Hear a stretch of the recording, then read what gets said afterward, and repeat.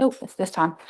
So we have Councillor Kells joining us online, and Councillor Halalali, who may join us online, but I don't think she necessarily will. So we're a bit light on the ground, but I think this is a really good introduction to things. So I'll pass straight over. Who wants to go for it? Thank you very much for having me. So my name's James Cagle. I'm NZTA's Director of Regional Relationships for West Coast, Canterbury, Otago and Southland. Bits of the South Island that matter. With me today is Gordon McDonald. Gordon's our key contact with your roading team in terms of your continuous programs, your maintenance and renewals and sort of the day-to-day work that you carry out on the road. My apologies that it's taken so long for me to get to you and the sort of, it's a bit rude to talk about the start of a triennium now. I mean, we're already March, for goodness sake. But you'll appreciate there are a lot of councils to get around, a lot of diaries to line up. I find it is always really useful to just take a session, and thank you for giving me the time, to try to just explain from our point of view how the land transport system works, or at least how it's supposed to work, and then we can get into how it really works or where it doesn't. Because it is complicated. You know, it was designed such as it was designed about 20 years ago, and we're now trying to get it to do things that creaks and groans to manage, and sometimes we get over that and make it work, sometimes we don't, and we're also where we are in the funding cycle, that things are in a state of change or flux. I'll talk about that, but really it's also to give you pointers about where you might put your best endeavours to influence if you want to see changes or find ways for the community to benefit within the bounds of that system, because it can be quite frustrating just sort of banging against the wall trying to get something done and the system keeps saying no. Not that, to be honest, I think that's generally the case for Waitaki District. I hear from Gary, April's looking good for the bridge, and I'm really glad to get that project going. But it was quite frustrating working with the system or against the system to get it going, right? It's a good illustration of just how sometimes the gears can grind. NZTA is a fearsomely complex beast. I was just going to say, I'm not sure. I'll apologise for that. It is, I think we are. So if we flip onto the first slide, I'm not controlling them, so we'll just have to play that game. And there is a bit of a delay. Love it. Wakes up. Excellent. We fill a number of roles within the transport system, but I want to try my best to be clear about it. I should also say at the front, run it however you want to, but my experience, questions as we go makes the most sense, because you'll forget what your question was by the time I get to the end of it, and much better that we dive in and exhaust a subject, or I can tell you I'm coming to it.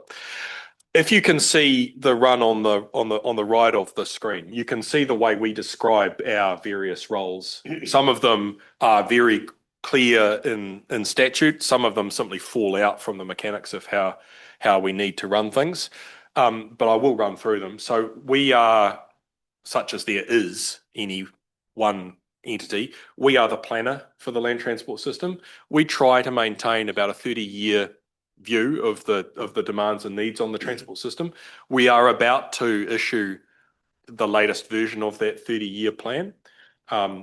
It's actually worth looking at. It is improving. It's a hard task to look 30 years out.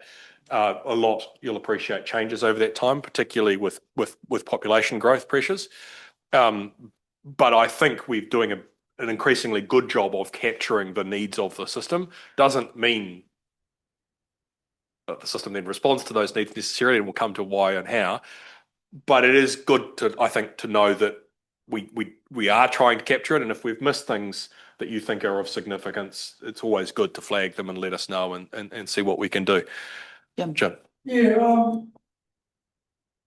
I was very surprised when I saw that second bullet point, because to be perfectly honest, does that actually reflect your priorities?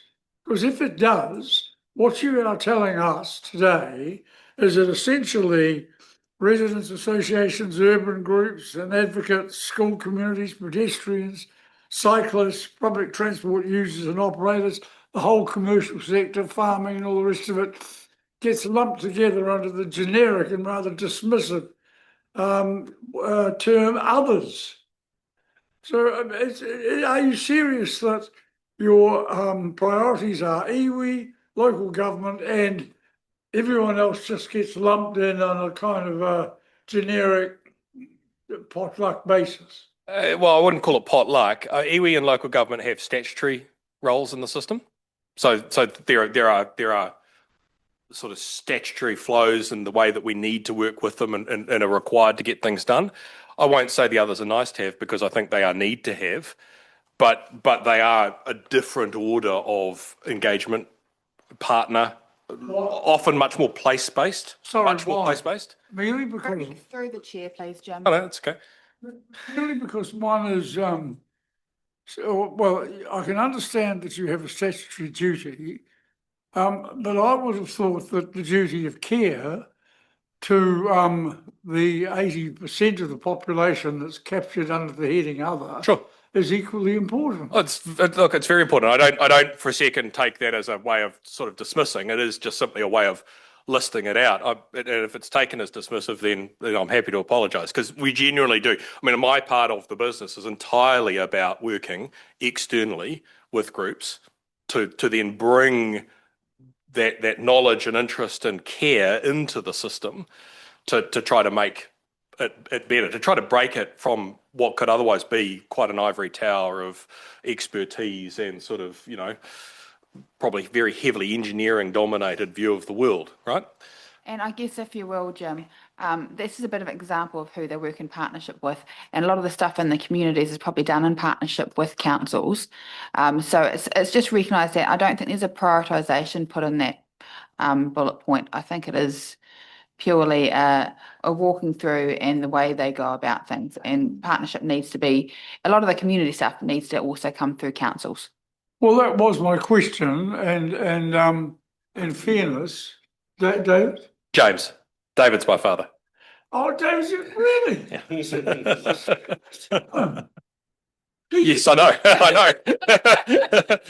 He drove it off today, Thursday. He did. Yes, he did. Yeah, he doesn't anymore. He was. So was I. So there you go.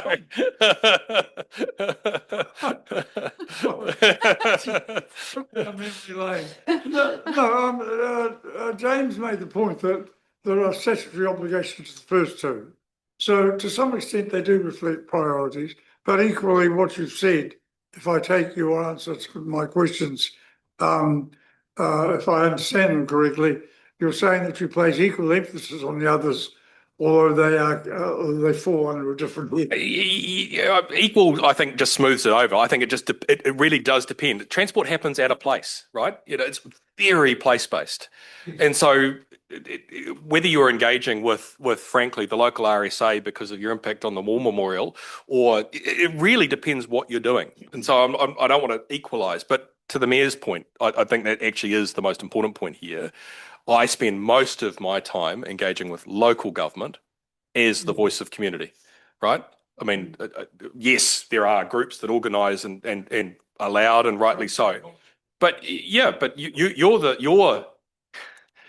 the experts at place. You're the elected representatives of community, right? And you have, under the LGA, so different, but you have the broad power to speak for and talk about the community and their aspiration.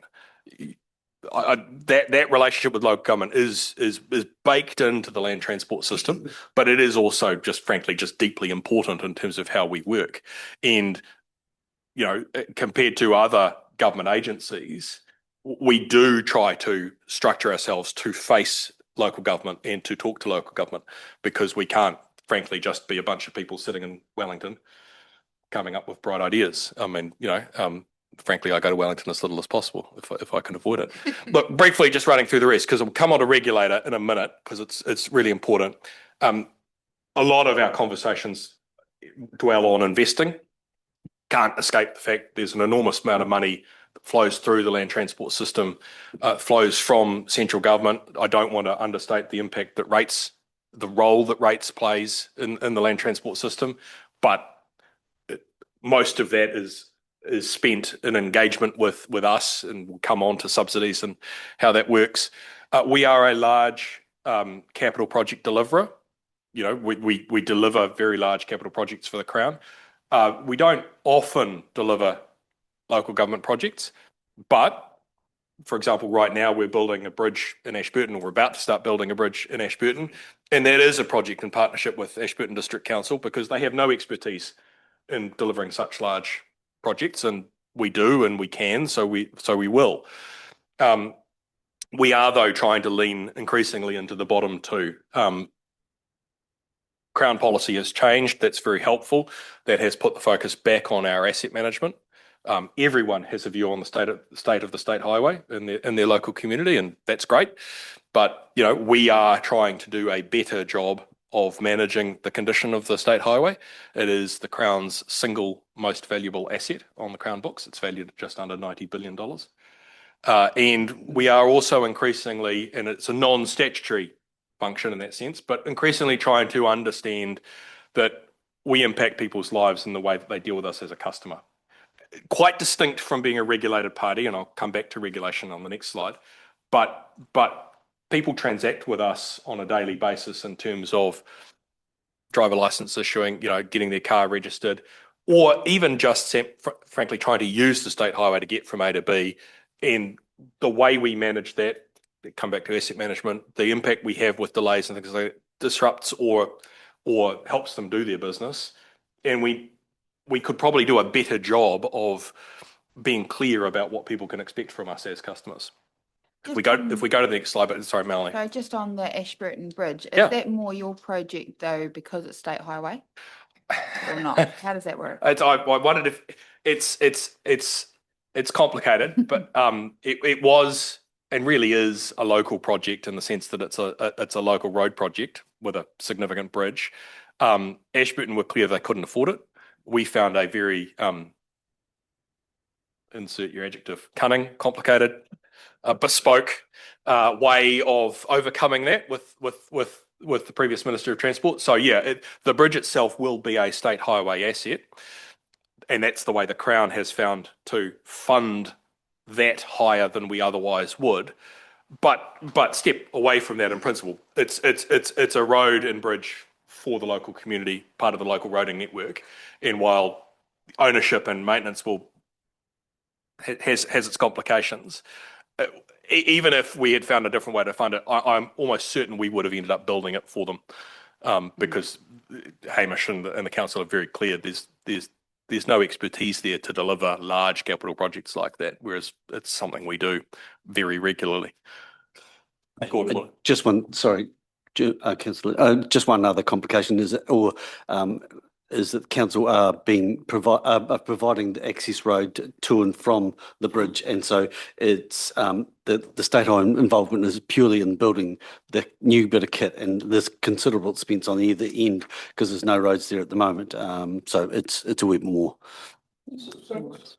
So what's the difference between that bridge and Kakanui, for the sake of argument?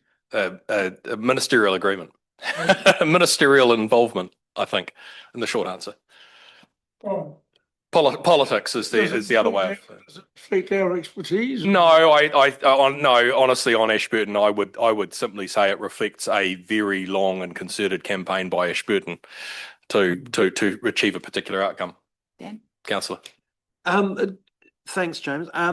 Just to that point there, is it incumbent on NZTA though to ensure a continuous state highway network? And there would be, if there was no bridge, there would be a Dukes of Hazzard situation. No, but in a way, actually, you touch on the very bottom point, customer service provision. We don't have the way the energy sector has, sort of customer expectation standards. You know, we say to citizens, businesses, whatever, look, you can expect a disruption of this long, but not that long, and we'll owe you if you don't. And we simply don't work the state highway that way. I could see that we could move in that direction, but no. I mean, I think what what was happening is we were seeing increasing disruption to the State Highway 1 bridge in Ashburton because of weather events. We were comfortable that we can fix that, maintain that. Ashburton is growing. Actually, most of the traffic is local. Not that that's a point they wanted to rest on. What they need is another local bridge. But no, we weren't bound to provide a second bridge. We just, frankly, people put up with the disruption. But it has a drag on the local community and the local economy, no doubt. So, ultimately, we could sit here going, well, you provide your local share and we'll co-fund it. They said, well, we can't. The resolution of that problem sits with ministers in the political sphere. But anyway, we might see if we can move on and we'll get there. So if we go to the next slide, just briefly dwell on the regulatory function. So look, we are the land transport regulator. Think of it simply as we regulate all entry into the system, all exit from the system, and all behaviour within the system. Or, as it's laid out in this slide, we regulate drivers and their behaviour. We regulate vehicles, including commercial transport. We are the rail safety regulator. So anyone undertaking rail activity on the rail network, we have specialist rail regulation. We collect the revenue. We don't set the level of revenue. That's a really important point, which I will come back to. And we regulate the road network, including ourselves. So we structure ourselves with a separate regulatory function. But as the state highway operator, we regulate that behaviour just as we regulate your road controlling activity on the local network here in the district. Okay. Jim. James, a very quick question. No. It's always surprised me that there's effectively only one operator on rail and a multiplicity of operators on road. I notice here you say that you have some discretion or oversight over operators generally on rail. Is it only in relation to the safety of their operation, or yeah. So you can't sanction a commercial application? No, the Kiwi Rail are bound to do that, and there is some tension with some freight operators wanting greater freedom on Kiwi Rail's network. I know that that's an issue that gets raised with Kiwi Rail and to ministers, but no, we don't take a part in it. It's simply the safety of their operation from a safety perspective once they are operators. But that includes little tourist trains and little tourist operations as it does Kiwi Rail or the large passenger operators in Wellington and Auckland. Next slide. So look, very briefly on our legislation, because it's a really important point to understand. We are a Crown entity. As a Crown entity, we are a Crown agent, which is the closest to government of those, which is to say the least independent of those functions. So we are required to give effect to Crown policy. That's our statutory duty. Our board has statutory independence to make investment decisions. So the Crown Crown can change the law, but under the current law, the Crown can't tell us to invest in a particular project. That's an investment decision reserved for our board, unless the Crown wishes to pay its own money, which does happen from time to time. But the Crown gives us direction on Crown policy, and the vehicle I'll come to for that. I'll come to in a second. But it's really important because I very often find myself saying, well, if you want to councils, council laws, communities, if you want to see a change in that, you're going to have to change Crown policy. That's not us. That's ministers, and that's true usually. But understanding the vehicle for that is really, really important. It isn't simply a matter of writing to the Prime Minister and getting the Prime Minister to say, well, that's an outrage, that should change. Well, great, it can be an outrage, there are lots of them. There is a form and function that has to take, and it actually has quite a threshold. There's quite a cost, let's say, to the Crown deciding to change policy. And there's a cycle to it. So we'll go to the next slide. So the most important vehicle, the most common vehicle, it's not the only one, but the most common vehicle for Crown policy in our space is the documents on screen, the one that's on my hand, which is the Government Policy Statement on Land Transport. This current one was issued in 2004 by the then Minister of Transport, Simeon Brown. 24, yes. So thank you, Gordon. it's a 10-year document, but it's usually updated every 3 years. So we'll talk about how the current one operates, but it's also worth understanding at the moment, the minister and the ministry, because they advise, are busy drafting the next one. So if there are things in the current one that you want changed, this year, broadly speaking, this year is the fluid moment to influence that. And it won't be lost on any of you. There happens to be an election in November too. So guess what?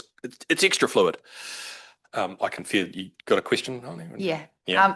Yeah. I'm just sort of probably thinking and trying to understand how best we do that. And, our team are probably well across that already. But whether there's formal routes or through your transport committees that we have, or whether it's different to that again. I think actually on this instance, on this document, it's all available, and I'll map those out. But I wouldn't put all your eggs in any one basket, because this is fundamental to you. And so if there are tension points, problems, things you want fixed, you really want them fixed. So right? you're large. So they will bind us and you for the next funding round. So Minister's drafting the next one at the moment. We'll come to how it works, and so you can start to see maybe some of the points of influence in a second. But drafts being written now, I would expect a draft to come out for formal consultation from the ministry by mid-year. And I don't know. Now I'm making things up, but look, there's the budget in May. Maybe they'll wait till after the budget to issue a draft to consult on, but you would hope to see a draft for consultation by mid-year. That's great. Then the ministry will pull that back in, and it'll be worth the council submitting. It'll be worth the region submitting. It'll be worth whatever agglomerations you can get agreement on your particular position on submitting collectively. You're aware of it. Yep. Exactly. LGNZ, if they're interested, they'll all submit. That'll go away. Then at about the time you would otherwise expect it to be finalised, there's an election. So the next piece, and I'm running off what happened last time, right, because it was very similar, will be paying attention to and influencing what happens to be in everyone's political commitments. Because it is inevitable that what happens in November will influence what gets finalised. You won't see, depending on the result, let's just pretend you get the same Minister of Transport holding his portfolio post-election as you have now. He'd probably be minded to change it minimally, but there might be other commitments made with other parties in order to get to that position, so there might be tweaks. I wouldn't expect it to be finalised in a final form until this time next year. So there are multiple points of influence and flux along the way to see it change, and at the same time, we are trying to build, as I'll come to, a pathway to the next funding round while we don't yet have finalised Crown policy. So it's all a bit incremental, and with the caveat at all times, and you heard me say this a couple of weeks ago, that things could change dramatically, certainly if an election result is a dramatic change, and they changed dramatically last time round. But the difference between this government policy statement and the one previous is extremely dramatic. And so we could find ourselves in March next year really quite heavily revising our advice to you in terms of what's possible, fundable, desirable. And then we all have to work very quickly to catch up in the middle period of next year. But I'll run through the mechanics of this so that you understand how it works. Next slide. Sorry, Dan, do you? Oh, sorry. I was just going to say, given that if you're not entirely sure what's happening in March, how does a 10-year and a 30-year projection, how do you deal with that? Right, we'll get there. Hold that question. See if I answer it. First of all, let's address the revenue side. So as I said, we collect the revenue, but we don't set the revenue settings. So ministers set the rate of fuel excise duty. They set the rate of road user charges. They also happen to set the cost of motor vehicle registrations and things like that. We pull all that revenue in. That comes to us in the form of the National Land Transport Fund for in the grand scheme of things, a brief period for a few years, the year, about 15, the fund was all we needed. It was hypothecated. For earlier than that, it wasn't hypothecated. The Crown took a slice out of that and kept that revenue from itself. Then in about 2008, 2009, it was hypothecated, which meant we got all of that revenue. We used it. We split it up. And depending on which side of the argument you sit on, either the rate of rise of that has been kept too low, or the demand to spend that money has gone too high. We were asking too much of it. Either way, we are now spending more in the transport system than that fund collects. And so those other buckets down there, Crown borrowing and direct Crown appropriation. So Crown appropriation means we don't have to pay the money back. Crown borrowing means we get money, but we have to pay it back out of those other sources at some stage. That's now making up about 20 to 25% of our overall spend in a 3-year cycle. And that's projected to grow unless those direct charge rates rise, right? And you can immediately understand how, I can see your faces, how that might play. But the simple truth is we're all asking to do more than there is money available in the system. Gordon. Just one little comment. When it was a hypothecated fund, it was basically just maintaining and renewing the road asset. It wasn't building new stuff. And so we managed to muck it up by chucking in low cost, low risk as it became known.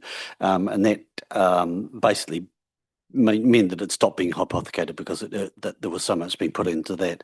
That was the normal improvement projects. And so that sort of mucked it up. But yeah, so the Crown, by way of either Treasury or the Ministry or ministers, variously look at this problem by way of the direction of the GPS, and sometimes they toy with returning to a hypothecated fund just for maintenance and renewals, just for that asset management, maintenance of what we've got, and toy with saying, well, Crown borrowing and Crown appropriations and rates can pay for all the new stuff. We haven't ever seen that happen, but it's certainly possible that kind of a division of revenue might happen through a GPS. It's simply important, I think, on this one to understand where the money comes from, and particularly understand that increasingly, because that proportion, 25%, is coming from ministers in one way or another, they increasingly feel, and understandably so, it's their money, like they can reach into the gearbox and make more directive decisions about where that money goes. And that has consequences for smaller communities in particular who struggle to have a voice and speak loudly about their particular demands. I wasn't going to say the A word, but there you go. Yeah, Auckland's a good example. Yeah, absolutely. Yep. Or even actually, just to draw the distinction between Kakanui Bridge and Ashburton, right? It's a function of that playing out. Next slide. So that revenue comes in, and yep, Jim. Just apropos of this one, I was quite surprised to see that you're spending, state highway improvement, 7 billion. The next figure you've got is state highway pothole prevention, 2.7 billion. And a bit further on, you've got local road pothole prevention, 3.44. Mm-hmm. So effectively, we've actually got $5.5 billion worth of pothole prevention. It's the second biggest expenditure item on the whole page. I'll spot it. Absolutely. So does that reflect, I mean, is that collective indictment on as far as maintenance? I'll leave the value judgment to you, but seriously, I'll explain how we got there and why we're where we are, right? So the GPS, I mean, it's really important to understand the GPS sets these activity classes, and activity classes are really just buckets of money, right?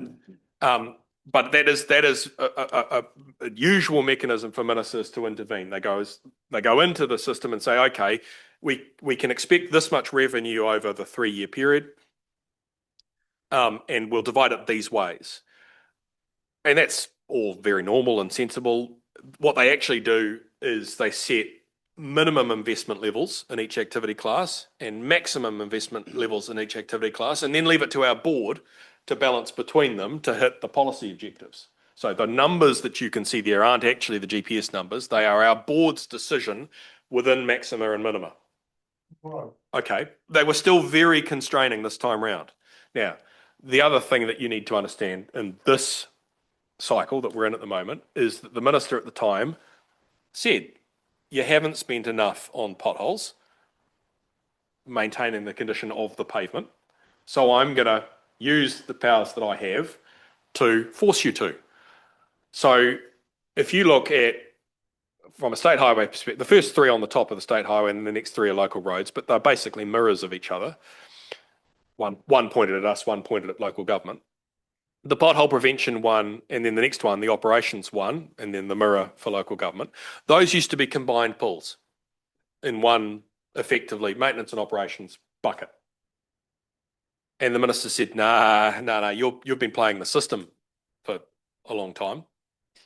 Come to how we got there, but anyway. I'm going to force you to spend it on pavement by creating a specific bucket, which he called pothole prevention, which can only be used for resealing, rehabilitations, and drainage works. So really on the stuff that impacts the condition of the road surface. And therefore, I'm going to stop you being able to shift money that I want to see spent on pavement into other operations. And that's frankly every other piece of running your road network that you need to. That means the pain point for all of us, really, this cycle has been in having enough money to do the operations. But we have all seen an uplift in activity on improving the network. Now, how did we get there? In about 2009, 2008, Stephen Joyce, who was the Minister of Transport at the time, adopted a policy, again, by way of the GPS at the time, of effectively just stretching the asset life, sweating the asset. And certainly from a state highway perspective, I won't comment on local roads, we changed the structure of our maintenance to do simply that, to do less maintenance on the road over a longer period. Costs less in the short term, but it costs you a hell of a lot more in the long term, right? And slowly over time, the condition of the state highway deteriorated. And so this response you see from the minister 2 years ago is simply saying, right, enough of that. It's gone too far, too many potholes. We're going to push it back. We think it will take about 10 years of sustained and improved investment to get the state highway back to where it was, It is improving. We are undertaking a lot more work, and it's certainly disruptive at this time of the year. And look, I would say the condition of South Island state highways is generally better than the condition of North Island state highways. Not that there aren't local issues, but this is a way the minister can intervene without directing on particular projects and say, okay, I'm going to confine what you do. No one expected this kind of intervention, this time 3 years ago. And so I think it's a really good illustration to be just open-minded, frankly, or clear in the consequence of what you want when you're advocating about what changes you want to see in the GPS. Ministers can do all sorts of things. Another thing that the minister did is moved an awful lot of money that was sitting in safety out and put it in the 2 improvement activity classes. So specific infrastructure improvements for safety now have to compete for money with any other improvement on the network. That's great if you're after other improvements, and bad if you sit on the side of wanting more safety improvements. I'm not getting involved in the value judgment. It's just the consequence of what happened.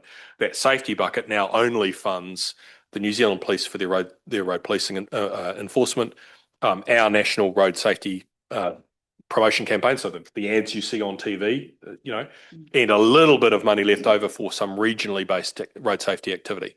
But there used to be an awful lot of money sitting in there for infrastructure improvements for safety, and that's dispersed is probably a better way of putting it. It's not gone, it's just moved around. John?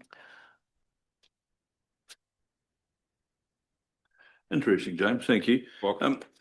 The bottom two on the left-hand side, you've got public transport and the infrastructure. Yeah. That's about $6 billion. So is that aimed strictly at an urban thing? Is the future policy to try and encourage urban infrastructure as opposed to cars, bikes, the whole lot? It's a good question because it gets to direction of travel. This GPS and the previous minister was quite clear, quite explicit in the wording in the GPS, didn't want to see a lot of new investment in public transport. So that really was dialed, those numbers are dialed back basically to maintain what systems already have. I will say right now, because he's quite open about it, the current Minister of Transport is much more of a fan of public transport. And I would expect him to push more heavily in lifting or making more money available to improve. As to its distribution, the vast bulk of those monies go to Auckland and Wellington because that's where the very big and very expensive train-based public transport systems are. But there's a fair whack of that money goes to Christchurch, Dunedin. The Otago systems are basically Dunedin and Queenstown. Thank you. Yep, absolutely. There's a very small network in Invercargill. There's other small regional operations, but yeah, they are largely urban focused and urban concentrated. But no, they're not about shifting. This one, those numbers are dialing the system back pretty much as far as you can dial without it starting to fall over, because the minister didn't see it as a priority.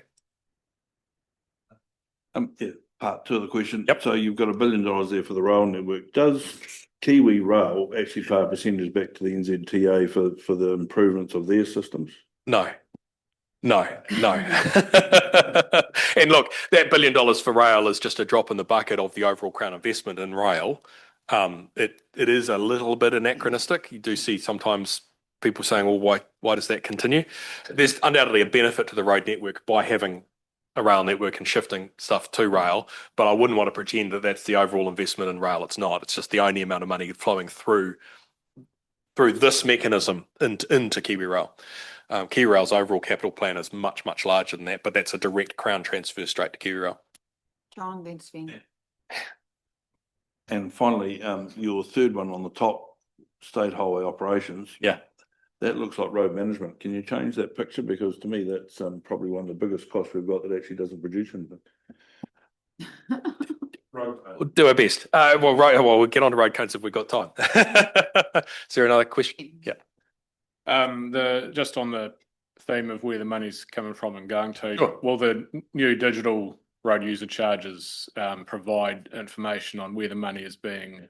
It's a really good question. So we know where it's going to. You'd hope so. It's too early in the design. So for those who don't know, road user charges are still largely a paper-based system.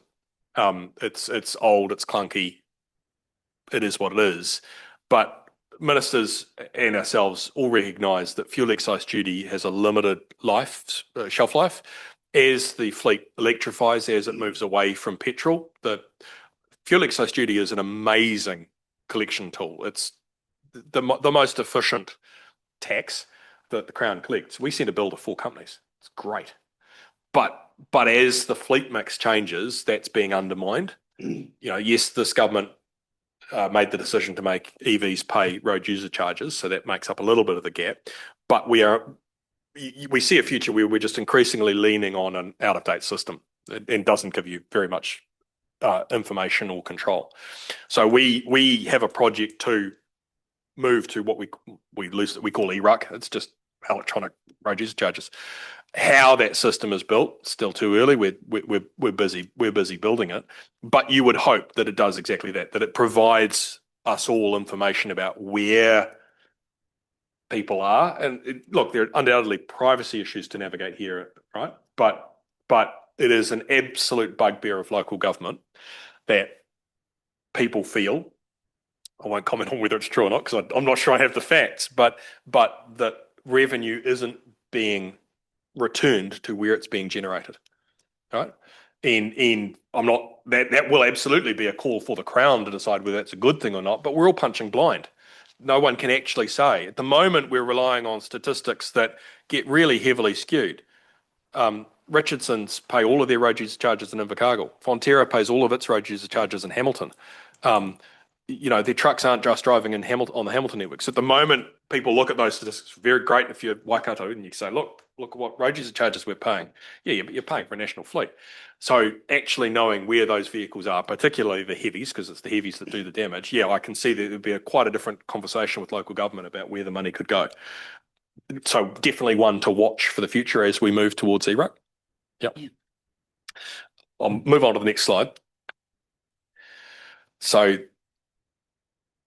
regional land transport committees and regional land transport plans.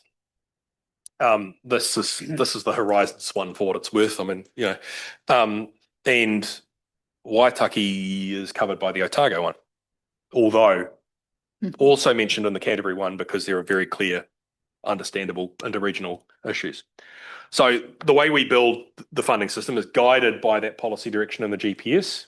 We are required to, or actually regional councils are required to stand up regional transport committees, RTCs, and they have representatives from each of the district councils, 2 representatives from the regional council, and 1 representative from NZTA, and I am that representative in this part of the country. The major job of the RTC is to build that plan. Build and monitor, because that matters too. But in terms of getting the money, it is building that plan.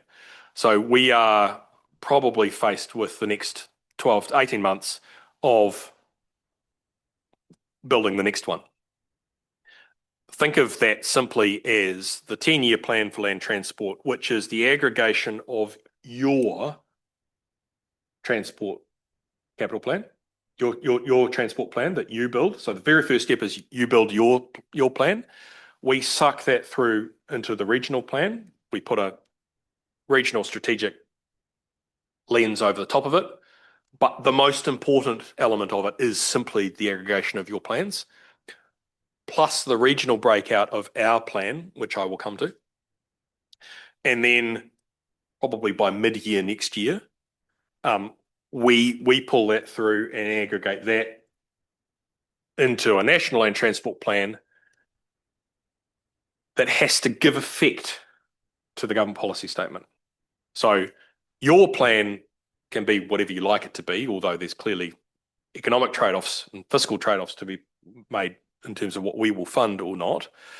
The regional plan has to be consistent with the government policy statement, which can be hard when the government policy statement does a strong turn. But the final one, the national plan, the one we control, which really says what we are willing to fund in the period, that has to give effect to. So there is an increasingly tight constraint as you aggregate up that aligns with the government policy statement. And that can be quite constraining. Thanks, James. So that regional committee and whatever we apply for, has that got a finite cap on it money-wise? Nope. So it doesn't matter what number you please, but it's up to whether it ticks the box. Yeah, there's statutory duties in there in terms of the committee signing off that it makes sense. We can't promulgate an absolutely outrageous regional plan that is totally unfundable. But in all honesty, it's never really been legally tested, and usually it is. There's such an error bar at that stage around what is fundable or not. I revert to the easiest conception, which is let's just aggregate up your plans plus ours and go forward from there. The most important thing, I mean, a lot of time and sweat and worry gets put into regionally ranking projects because that matters. It can, maybe, sometimes, but we're not bound as an agency to pay attention to the regional ranking when we rank nationally, because the thing that binds us is that government policy statement. That's where we re-rank. And we set up, we have an investment prioritisation model that... we have a really complicated process, which is really important, but that gives a re-ranks projects based on whether they help move us all in the direction of the government policy statement. Yeah. So these projects must be in the regional land plan before you actually activate all of it. We cannot fund something that is not in a regional plan. It's functionally every 3 years. It's actually every 6, but it gets reviewed every 3. So yeah. We can retrospectively add something in, but depending on the size of it, it may be significant and may have to go to the ratepayers for consultation. But if it's below a certain level, and every regional council has a different hurdle to get over to make it. You have to be within. Yeah. So, for example, in Canterbury, we've just made the decision anything under $5 million doesn't require a variation. But that's just significant. You set a significance policy at the regional level. But if you've got a major ambition in your district that you want funded, it has to be in the regional plan before it can be funded. And that's true for us as it is true for you. So we face a slightly tighter constraint than local government in that we don't have alternative funding sources that aren't pushed through the GPS. We have to give effect to the GPS. Often, particularly if things move quite radically, it's very late that we're finalising our plan to get it in, to get it regionally and then nationally. But I'll come to us unless no question. No. All right. Next slide. So just as you build your plan, we build ours. We love acronyms at NZTA. So our acronym is the SHIP. We're busy pulling together the SHIP now. It's land transport and it's maritime. I'm not sure how it works, but anyway. You don't have a team for that, do you? Sorry? You don't have a team for that, do you? We do. Because I wouldn't like the acronym for that. No. We try to avoid that acronym. So the SHIP is being pulled together now. Basically, what we do at this stage in the cycle is we're pulling together a long list of all the projects we think we are likely to need to progress in the next 10 years. It's a very long list. It's an awful lot of money. We are not short of things to do on the state highway. As that GPS picture becomes slightly clearer, we'll start moderating that list and tightening it down to the point that when it's finalised this time next year, we will effectively match our list against what's doable, throw that in regionally, and go from there. If communities have desires for the state highway, two things need to be true for that to be possible. One, we need to get it in this, but two, we have to have the authorising environment at the very least through this. And a really good example of how that collapsed for many communities last time round is how this played out. We don't need to go back to the slide, but the $7 billion that Jim referred to, the state highway improvements bucket, a lot of money for state highway improvements, lots and lots and lots. But the GPS prioritised that to almost exclusively focus on roads of national significance. So, I'm wondering if it would make sense that your state highway investment proposal to be amalgamated with the regional transport plans. In other words, why can't they functionally NZTA pitch for projects within that regional framework? Because effectively, whatever's spent on these isn't going to be spent on the regional stuff and vice versa. Well, effectively they are. What happens is we build this and then we disaggregate it regionally, and it, just as your program does, it goes into that regional plan and we publicly consult on it. It's just we are more bound by giving effect to government policy than local government is. It's not easy for local government to go and do its own thing, but it is legal. It's not legal for us to. And that's where the ultimate rub often lies, right? We don't have alternative funding sources. If we can't spend the money there, we can't spend the money there. You can decide to spend money outside of subsidy to do something. Not often do, especially not on the large capital project side, but it's possible. It's not possible for us.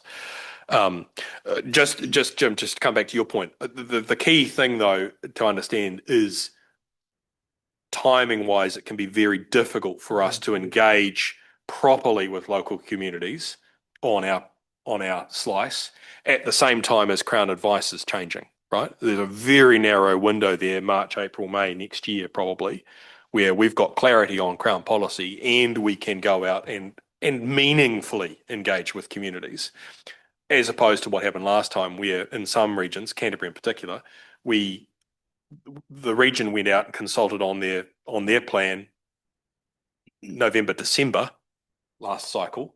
We had no idea what we would be told to do.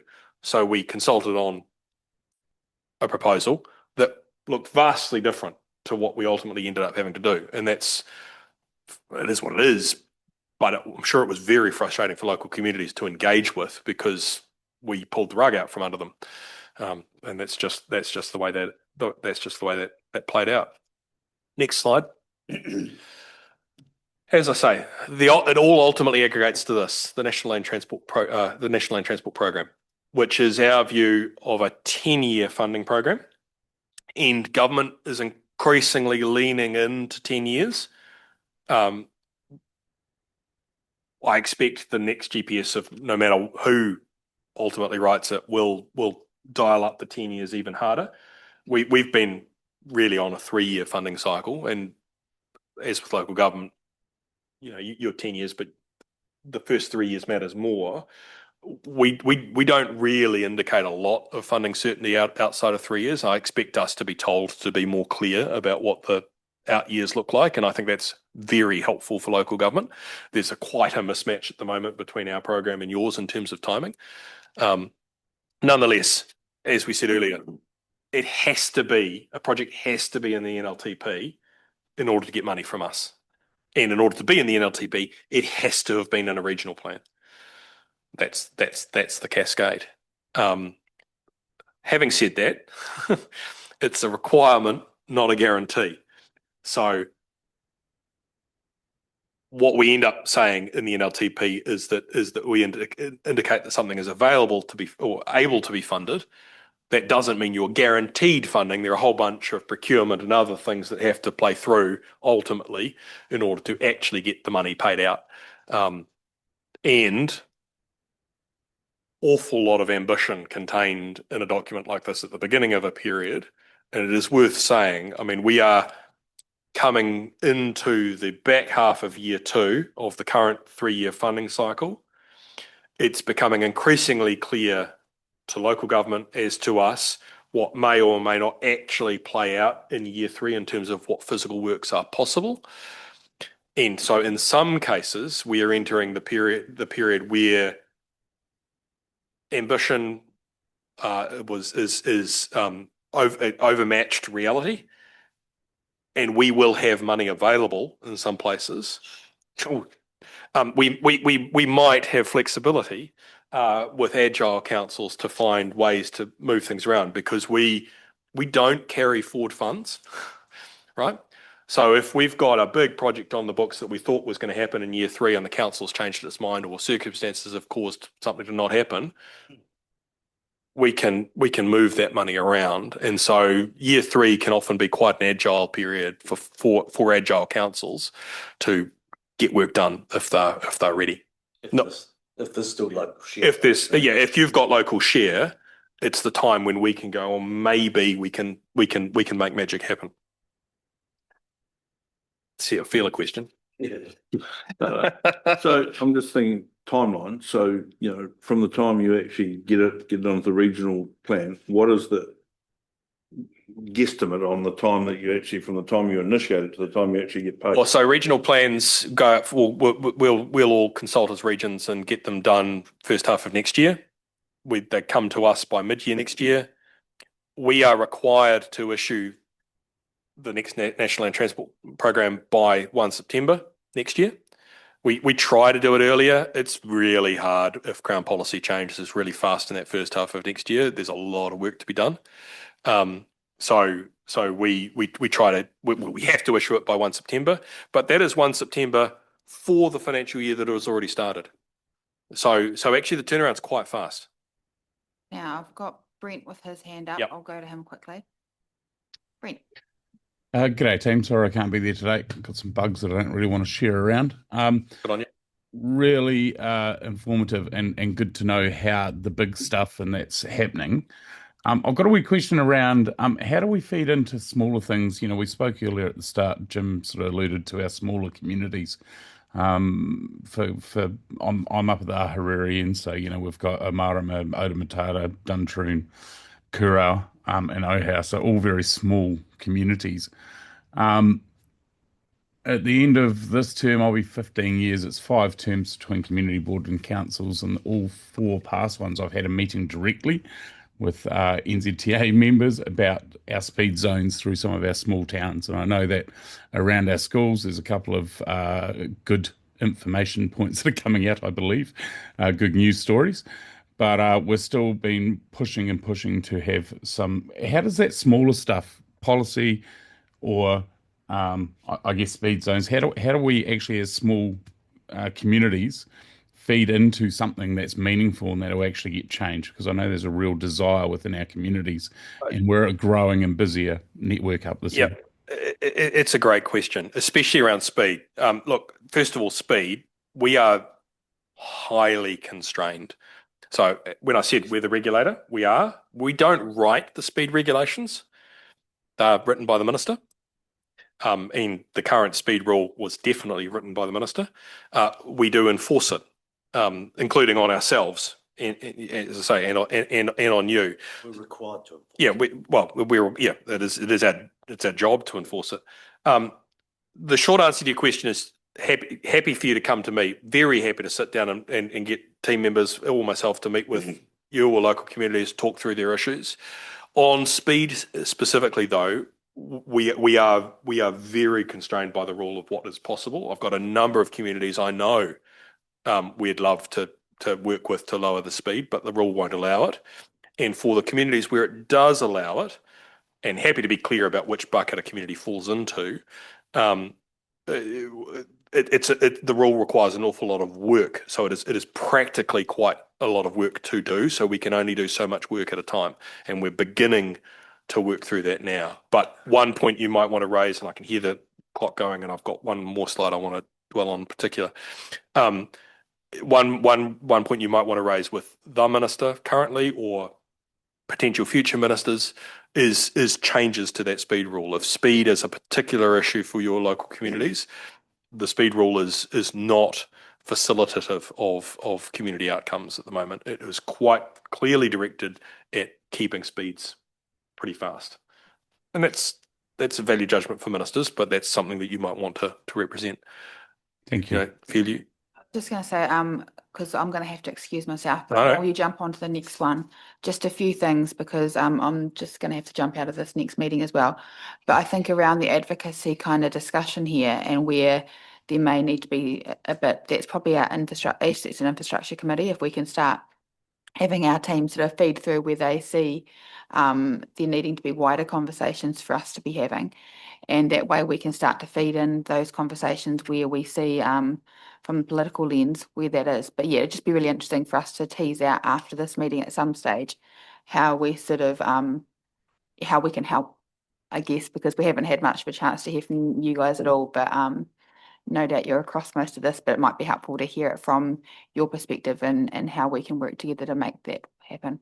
So I'll pass on to Rebecca to finish up with this meeting, and thank you very much for your time. Thank you. No, thank you. Look, there are other slides, but this is actually the last one I wanted to dwell on. Happy to deal on other questions, but I can't appear in front of a council and not address FAR. So funding assistance rates, I mean, that's effectively the method we use to subsidise, to pay out those local road activity classes. Funding assistance rates range from 51 to, what's the normal high? 75? 75. The 88 you can see on the slide is the Chatham Islands. It sits just out totally on the edge, and that's perfectly understandable. It's quite different. We haven't yet advised councils of what their FAR will be for the next funding cycle, but you could expect that advice from us probably Augustish. It's clearly a key component in you building your budgets and your programs. It's key part of what's affordable to you.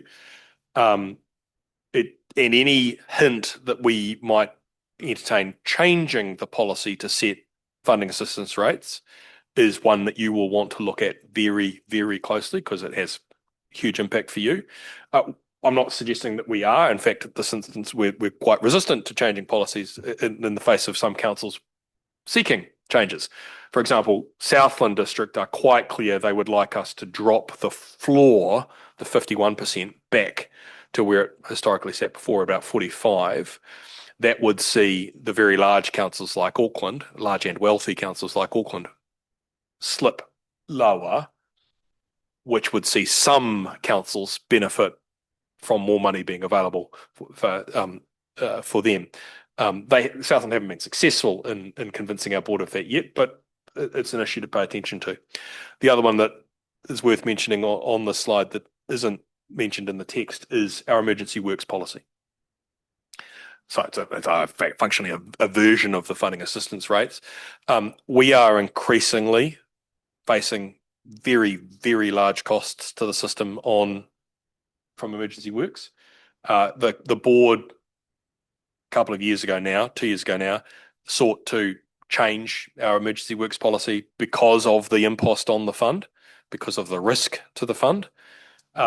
Local government were really, really clear, consistent and loud about how unwelcome that change was, and our board backed off. But it is worth being really, really clear that the cost of emergency works to the fund is substantial. It clearly varies year on year because it depends on, frankly, how bad the weather has been. But the overall trend is to increasing cost, and so that risk to the fund won't go away. The only other option is that the Crown gives us more of a guarantee in terms of top-ups, and at the very big weather events, they usually do. But it's a risk our board has to run, and our board has a statutory duty to stay solvent. So given that they don't set their revenue, the only other way to do that is to approve less works through to maintain a larger reserve.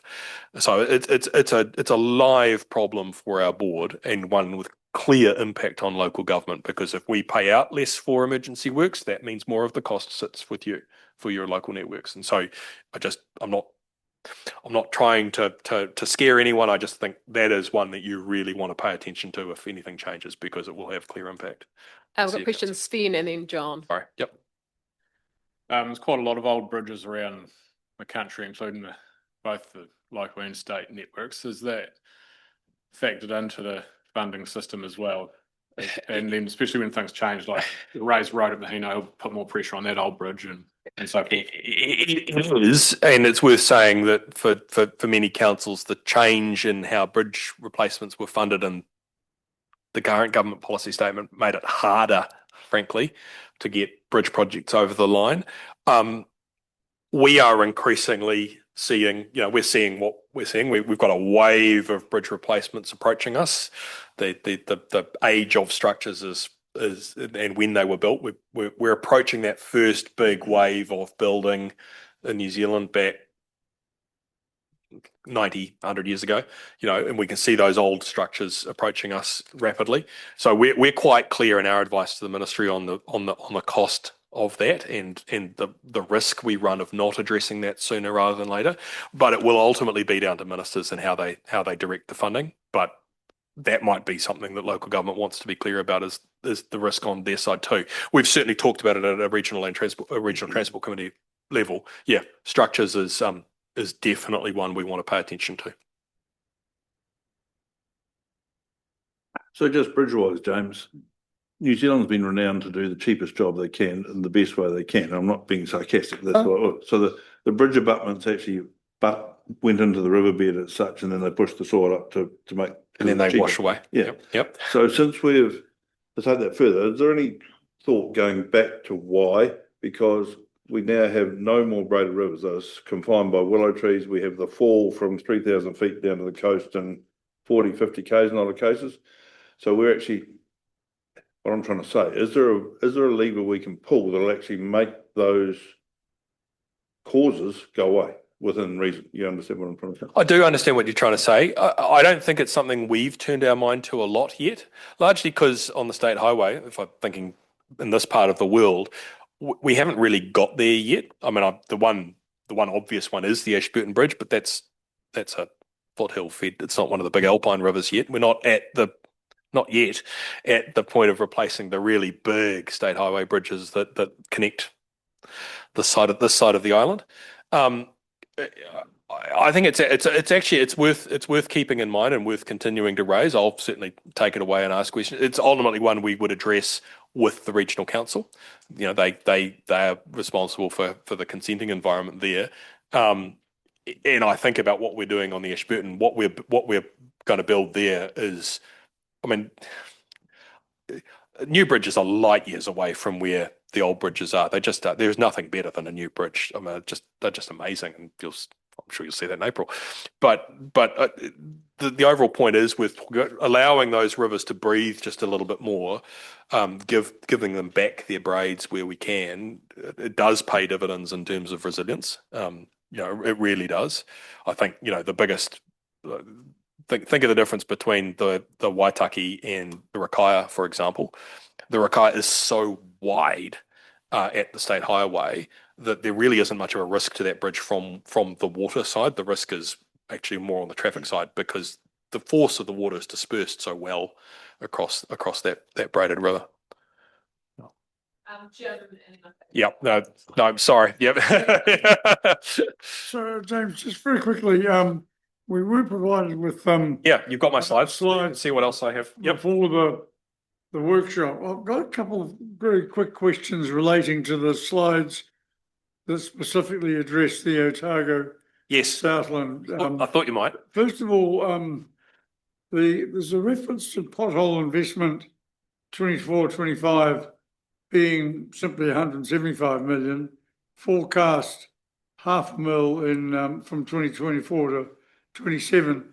Does that mean that relative to the rest of the country, we're better off in the pothole department, or that we've got a smaller pothole problem? Because if you look at the total 5.5 bill. Yeah, in general, yes. As I said, the state of South Island state highways is better. They simply hadn't deteriorated as far as North Island state highways. But once you get beyond a statement like that, you get into nitty-gritty detail about cost in one place versus another, and so it starts to get fuzzy again. The short answer is we're moving through an awfully large program. And you'll see the next slide for what it's worth. We're just changing the one with the map. We're changing our contracts and how we undertake those contracts. It's a few like that one there. We're changing the structure of those contracts because our maintenance contracts have been structured since that period under Stephen Joyce to basically sweat the asset. And now we want to use the extra money that we've got to force much greater change and control much greater change and improvement on the state highway. So we've changed our contract structure as well. It isn't just about absolute dollars. It's about how we spend that money that matters a lot. Thanks, Sam. My second question, very quickly, you talk about the key highlights in Otago Southland, and 1, 2, 3, 4, 4.6. Design work completed for State Highway 1 Waitaki Strait resilience work. I'm so glad I'm not leaving without addressing that. Yes. To protect the highway from coastal erosion. I'm just curious to know where that particular issue sits, or where that particular geographically location sits. No. On NZTA's risk list. Oh, hi. Is the Waitaki Strait in the top 10? Or? Oh, I don't know. I could come back to you if you really want to know. But it's come back to the ship, our investment proposal. Yes. Waitaki Strait is absolutely on that list, both in the short term and the medium term. So we need to do short term work, effectively rock armouring. We've done some rock armouring. We need to do a lot more rock armouring along that coast to protect it in the short term. Yes. And we need to do a piece of work soon now, to work out what the medium and long term is So the there. design work's not completed yet. No, not at all. Not for the medium and long term. No, we know what we need to do next season and the season after in terms of protecting that road, but the medium term future of that road, where it lies, with what's happening on that coastline, no, we need to do that work urgently. Yep. Thank you. Right, John, and then I think that'll be the last one. Sorry, James, it's not a curt question, but the Waitaki district's pretty fortunate. We've got 83, 8 and State Highway 1 run through the district, and pretty much all our towns are on those districts. Where I'm coming from next is the north end of Oamaru is now becoming a bottleneck. We've got an event centre going up. We've got a lot of industry out there and 2 high schools. So is there a way, because reading this, it seems as if you guys look straight after the highways and not too worried about what the off-roads and everything else are. So is there a way it can be written so we can actually start controlling that traffic? Because it is dangerous with the schools and everything else going down there. You mean controlling the traffic on the state highway or off Yes. it? So yeah, but Yeah, the short answer is we probably need to sit down with your team and work out both, what the near future looks like, but also where the rubbing points are. It can really honestly come down to how much money we've got discretionary to be able to move around, but you're not unique. I mean, everyone's unique in some way or another, but what's happening north end of Oamaru, same thing that's happening north end of Timaru, right? You're continuing to grow along the state highway. It has an impact. It was fit for purpose once, but it's no longer, or certainly not likely to stay fit for purpose for too much longer. We need to start having the conversation about what the future holds and to better align ourselves. So we've got a plan of works. I suppose. I was just, we did have the Transport Choices program, which was discontinued there, which I think. Change of government, right? Yeah. Really, So, really good yeah, example. thanks, Of Sitting- Going down in Thompson. I suppose looking at the bigger picture, State Highway 1 is pretty much the bottom half of the South Island's arterial route. 100%. And if we get the Ulster Ocean, or the fault and anything else, we're actually very limited to what we are. And in saying that, Oamaru pretty much would have one of the longest routes through a town than probably many, even Auckland for argument's sake, because the state highway, well, no, I'm being facetious, but, would take. You're allowed to argue your corner, that's fine. You understand what I'm trying to say. I do. It's the main connection right through, because if that fault line goes, the Linders Pass is not going to be. Yeah, and look, at a macro level, I would love parochially to have a bit more enablement in the GPS for that kind of recognition.